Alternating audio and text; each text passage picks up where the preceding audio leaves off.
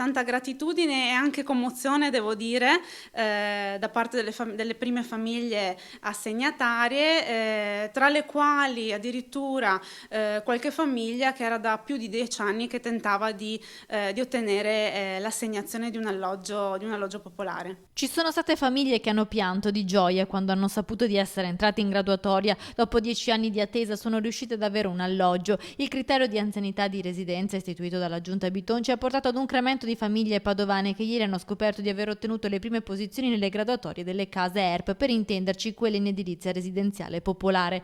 Si tratta di appartamenti collocati in zona Stanga, Cave e Terra Negra. Rispetto al 2012 sono aumentati del 55% i padovani in fascia A, ovvero i più indigenti. Sono stati collocati 81 nuclei nel 2015 a fronte dei 52 del 2012. Per quanto riguarda gli stranieri, il numero invece è calato: 43 le assegnazioni nell'anno appena trascorso contro le 63 di 4 anni fa.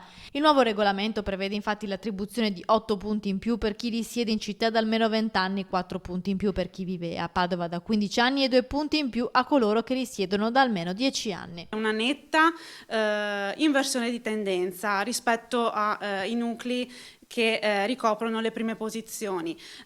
Diciamo che è emerso come nelle prime posizioni le prime posizioni siano occupate proprio da cittadini italiani e quindi padovani.